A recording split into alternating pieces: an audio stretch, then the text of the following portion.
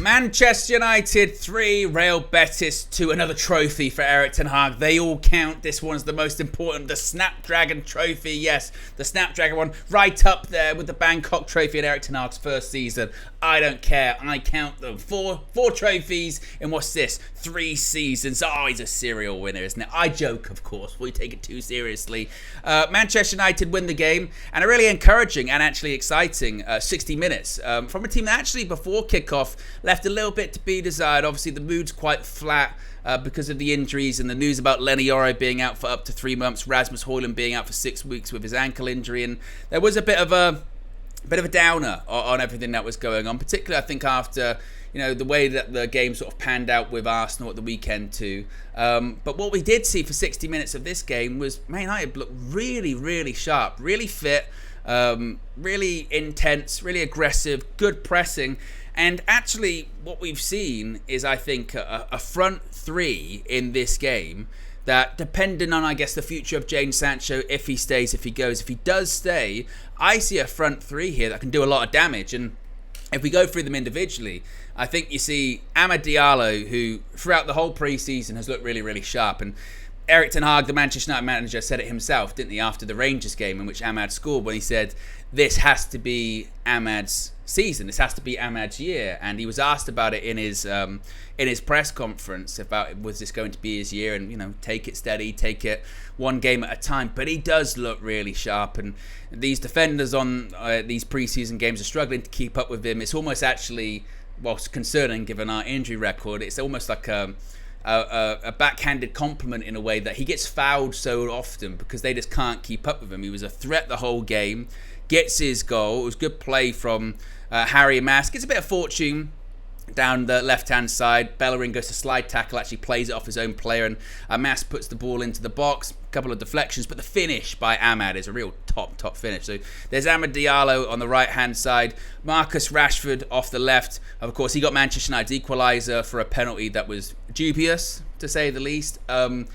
This is probably a bit of a tangent because I'm talking about the front three and how exciting they were in that game. But my goodness me, that referee was god-awful. The only thing I think consistent about that referee is he was consistently shit for both sides. I mean, this guy gave a penalty that wasn't a penalty, missed 2 clear penalties for either side, missed offsides. Again, it was a team effort. The Lions people were just as bad.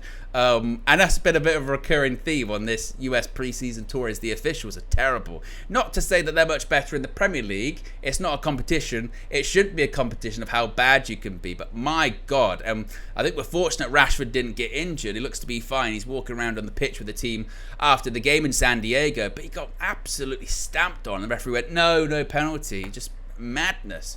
But prior to all of that, Marcus Rashford looked really sharp, and I kind of pushed back on the criticism of Rashford at the weekend against Arsenal. I mean, I remember seeing at half-time, people really going in on Rashford, going, typical Rashford, didn't do anything, body language sucked. And I was like, well, I didn't really see that. I saw a Rashford that looked to get involved. He got an assist for the Højlund goal.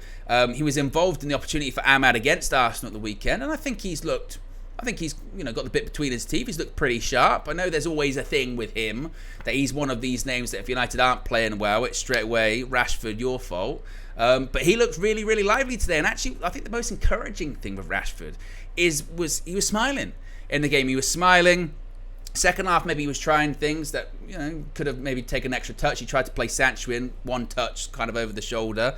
He missed a header too, but he was getting in the right areas, and he was looking dangerous. He was looking lively. And then you've got Jadon Sancho up front, played in the false 9, and I just really liked the way that 3 interchanged. I like the way that they linked up. I think Sancho, playing as a false 9, because he's so neat and tidy on the ball, can drop deep, can play neat and tidy in tight spaces with the number 10, can drop deep and play through the wide players. And actually, we saw a point in the, I think it was in the second half, where they all switched positions. Amad suddenly playing through the middle, Rashford's on the right, Sancho's on the left, and they're all just as comfortable and interchangeable. Now, obviously, we've signed 2 strikers. That's not going to happen all the time. You've still got Alejandro Garnacho to come in, so it's How often that front three is going to play, I don't know, but there's certainly options there, and they were really, really sharp, really lively. Sancho's looked sharp all the way through freeze. They've all three of them have looked really sharp and really lively, and I thought they were really, really good today. Other players that stood out, Christian Eriksen was alongside Casemiro. That was the midfield 2 years ago that was so successful for Manchester United. Of course, needs to be younger, needs to have more energy, more legs. If the games were all like that, Christian Eriksen wouldn't be too much of a problem, because when he's got time and space and the games, he's not being in that pressure ride in midfield. He can drop deep, ping out passes, and he's a top player. When he's got the picture in front of him, he's still brilliant quality. Casemiro probably had his best game of pre-season today too. Not completely reckless. Still Casemiro at points, not completely reckless though. Good passing, good switching, and actually looked much more composed as the game went on. So that was encouraging from him. In terms of the back four, wasn't expecting much from it, in all honesty. The goal that we conceded, I think Harry Amass would be disappointed in himself, because he just switches off for half a second. And maybe that's the difference between, you playing academy football, you playing senior football. I just switched off half a second and my man's gone. He's in the box. I didn't track him. And then Tom Heaton, I have no idea what he's doing for the goal. I mean, they take the shot, comfortable save, and then he gets his hands to it again. You can see Maguire looking at him going, oh, so you're going to pick it up. And Heaton just decided to try and throw it out. And they scored their goal, which is disappointing. The other goal they scored just before Ten Hag made the subs in the 60th minute. Once again, the centre-backs, which by that point wasn't Maguire and Lindelof, it was Fish and Evans. And Wan-Bissaka kind of lose the player. Free header, should do better. But towards the end of the game, Betis had a lot of chances. As you would expect, this is the thing with pre-season. You can't really judge the game across 90 minutes because there are so many changes and so much stuff happens that it's difficult to judge. You almost have to judge 60 minutes because that's when the majority of the sort of senior players were playing in that 60 minutes. And for that 60 minutes, United did look really good value for money and probably should have scored more than the 3 goals that they did do. But I was really encouraged by the front players. And again, it's still I'll be the same as when we lose as to when we win in pre-season. I'll say, well, it is just pre-season. You're looking at fitness, you're looking at sharpness, you're hoping to see some individual performances that are exciting, which we have seen.